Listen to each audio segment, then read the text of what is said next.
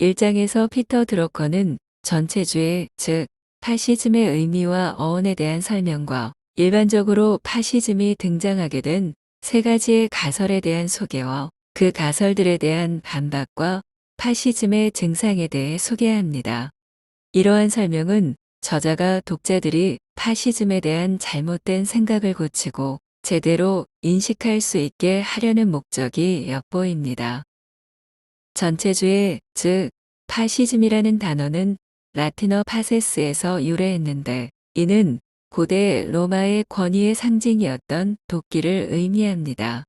이탈리아 파시즘의 주도자인 무솔리니는 이 단어를 1919년 파시즘 운동의 상징으로 채택하였고 파시즘 국가를 지칭하는 토탈리타리오라는 단어를 만들었으며 국가 안에 모두가 있고 국가 밖에는 아무도 존재하지 않으며 국가에 반대하는 그 누구도 존재할 수 없다라는 주장을 펼치며 이탈리아의 파시즘 정권을 수립하였습니다.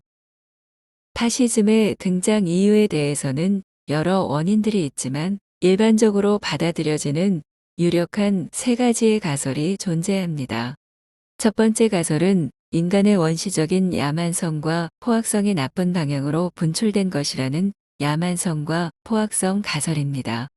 두 번째는 자본가들이 사회주의의 최후의 불가피한 승리를 지연시키기 위해 혹은 막기 위해 시도한 노력이 일시적으로 성공한 현상이라는 자본가의 노력 가설이고 세 번째는 악랄하지만 기술적으로 완벽한 프로파간다를 통해 무제한 대중과 대중의 기초적인 본능에 끼친 영향의 결과라는 프로파간다 가설입니다.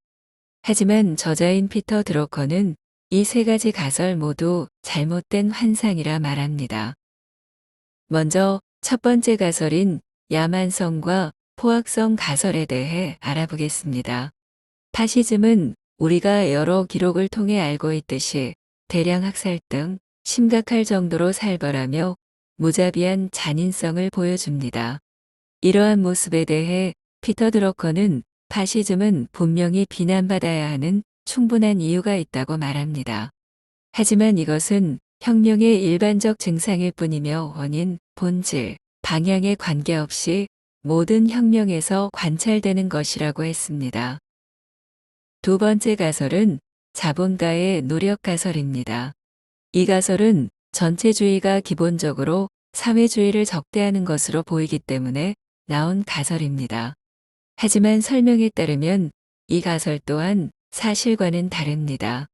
파시즘이 가장 영향을 미친 이탈리아와 독일 두 나라만 조사하더라도 두 국가의 파시즘 동조자와 후원자들 가운데 기업가와 은행가들이 차지하는 비율은 가장 낮았습니다.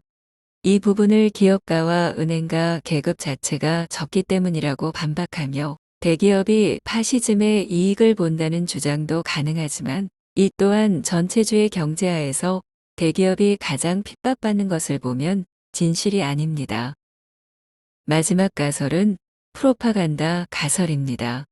이 가설은 파시즘이 프로파간다로 권력을 잡았다는 가설로 파시즘이 성공할 수 있는 원인이라고 생각할 수도 있을 것입니다.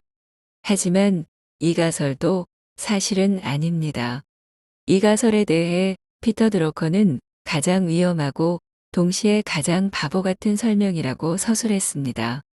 프로파간다의 수단인 주요 미디어는 파시즘이 정권을 쟁취하기 전까지 반파시즘 진영의 수중에 있었으며 파시즘을 지지하는 신문들은 구독자가 없어 파산 직전에 있었던 것을 생각하면 피터 드러커의 이러한 생각은 충분히 일리 있는 주장입니다. 기존 세 가지 가설에 대한 피터 드러커의 반박 입장은 확고합니다.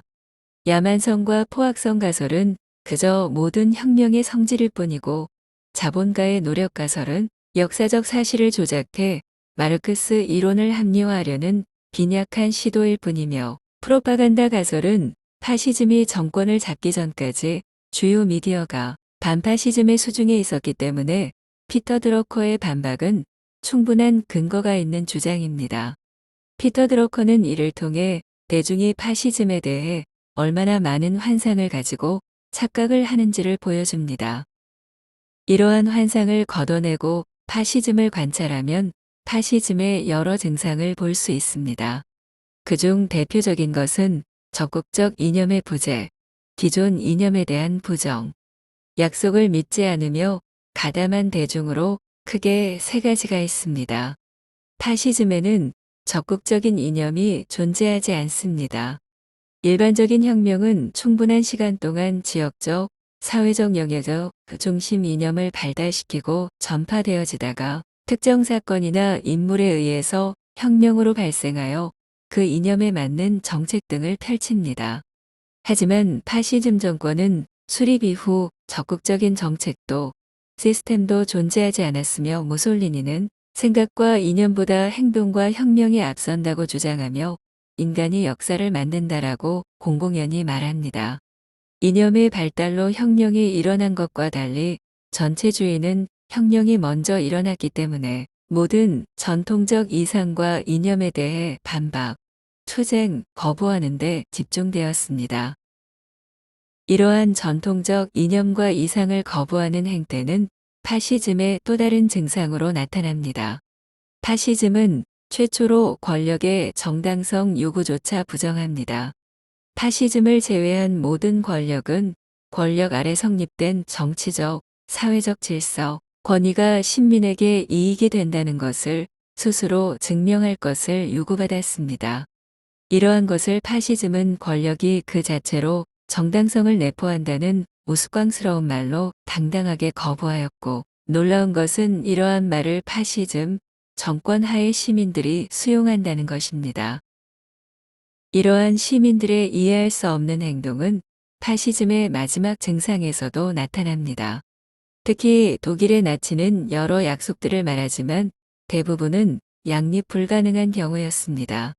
하나의 예로 나치는 농부는 곡물 가격을 높게 받을 수 있게, 노동자는 땅값을 더 싸게 내도록, 도소매상은 더 많은 이익을 볼 수 있도록 이라고 연설한 적이 있습니다. 이러한 연설은 언뜻 보기에도 말 자체의 모순이 심각합니다. 또한 노동자의 시위를 지원하는 동시에 산업자본가에게는 그들이 공장의 주인이 다시 될 수 있도록 돕겠다고 약속합니다. 이러한 양립 불가능한 약속들을 대중이 모른다는 것은 있을 수 없는 일이고, 히틀러 또한 그러한 본인들의 말이 공공연한 거짓말이라 말하며 그에 져서 나의 투쟁에서 거짓말은 필요하다며 인정합니다. 그렇다면 대중은 왜 이러한 뻔한 거짓말을 하는 전체주의를 따른 것일까요? 그에 대한 이유를 들어커는 시대의 심각한 정치적, 경제적 혼란 때문이라고 말합니다.